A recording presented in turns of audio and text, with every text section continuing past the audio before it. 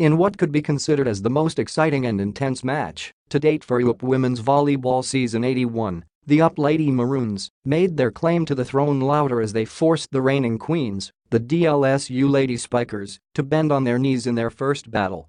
Pinoy Bida. As expected of the defending champions, they started strong and aggressive, coming off a subpar game by head coach Ramil De Jesus' standards. The Lady Spikers didn't skip a beat in exerting dominance over the Lady Maroons early on, but the first set would be the last of that unanswered tenacity. Embodying the typical Pinoy Bida, the UP Lady Maroons rolled with the initial punches and endured the flurry of arrows. With some key adjustments from the second set onwards, the Lady Maroons found the pressure points in the Salle barricade and hit back hard with their own salvo. Though the Lady Spikers were able to take some of the maroon bombardment, the assault was too much for the reigning champs to mount a counter-offensive of their own towards the end. The Lady Spikers opened the match strong with their usual aggressiveness from the service line to force the Lady Maroons to rely mainly on the wings for the offensive.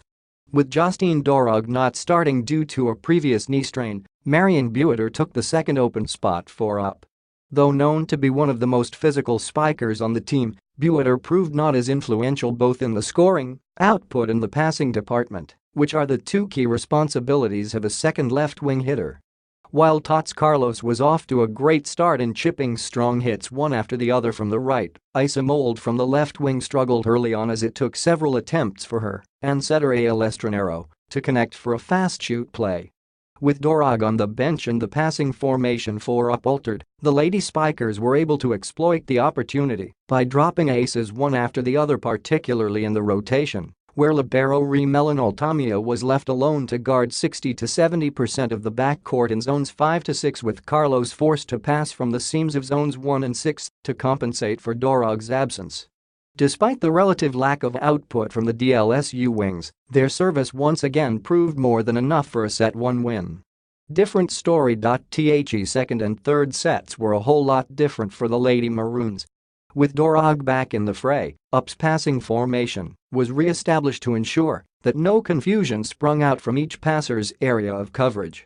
The adjustment enabled the Lady Maroons to limit the ace opportunities of the Lady Spikers, as evidenced by having only 4 out of 11 service aces distributed from set 2 to 5.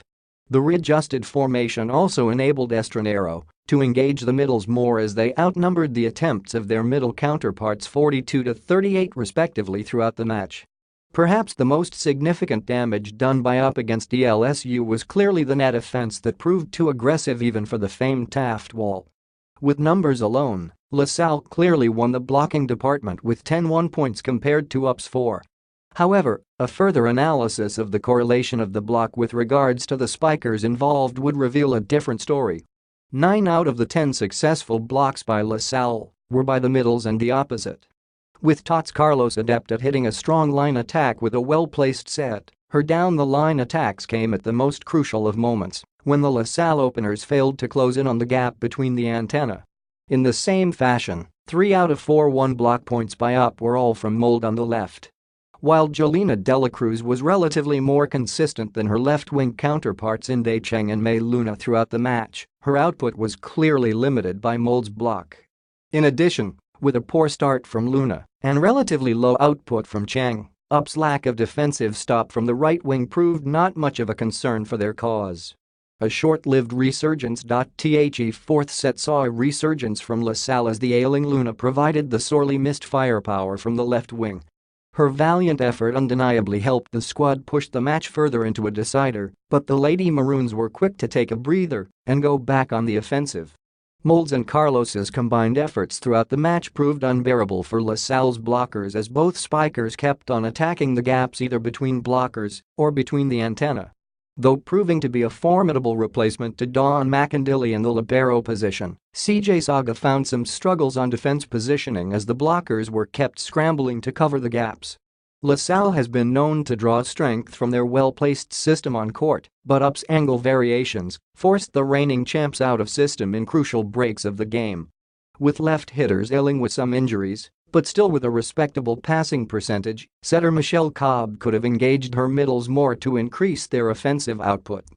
While not directly attributable to the numbers produced, it was also notable that the Lady Maroons played with incredible mental fortitude throughout the match, while the defending champs played riddled with physical and emotional tension. The Lady Maroons played as if they're the defending champs to make the league a whole lot more exciting from here on.